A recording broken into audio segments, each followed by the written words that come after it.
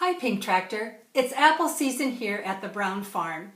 And I just can't help it. Every time I peel one of these beautiful apples, I can't help but remember the wonderful analogy that is often made between the planet Earth, our food supply, and this apple. And even though it's been on YouTube, I sure think that this story bears repeating. And it goes like this. So this is our planet Earth, and I'm actually cutting it. I'm going to cut it into 4 equal pieces.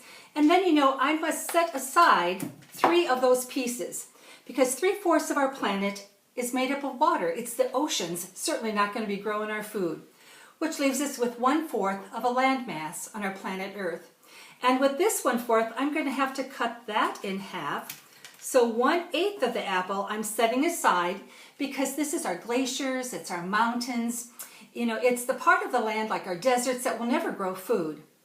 And this 1/8 here, I need to cut that into 4 equal pieces as well. And this part right here, I need to set aside because, there's still a lot of marshes on the rest of that earth. There's parts which has poor topsoil, and it also may not have enough water, or it's just too rocky, so that's not going to grow food. And this part I need to set aside because this is where we live. It's our towns and our cities, our roads, our buildings, and our homes, and you can't grow something on concrete. And this section right here represents our public lands, that which is set aside by our federal government to preserve, and it will not be used for our food production, which leaves me with 1/32 of the apple. Now, this little part here has quite a challenge. And I'm going to cut it one more time, about like this. This represents the part of our land in the United States of America that can actually grow our food. And this portion of our country is, it's faced with quite a challenge. We're told that the population is growing and we must feed more and more people. And by the way, would you please do this on less land, use less water. We want you to use less inputs. No new biotechnology, please.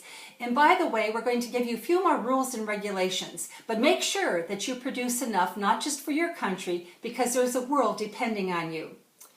And then I can't stop with just that. I have to make one more slice, and that's right across the top peel of the apple. And my friends, this is the part of the United States of America that actually grows our food. This is the topsoil.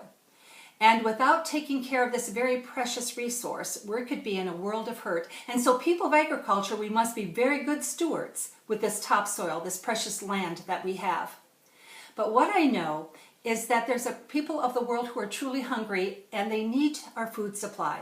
They need to know what we do and how we do it, and that we must do it with great care. But, I happen to believe that this portion of our country doesn't just represent a food supply. It represents national security. And so I thank you, the people of agriculture, and I thank you, the women of agriculture, because without those of us who work with this amazing industry honoring this precious resource, there'd be a whole lot of hungry people in this world.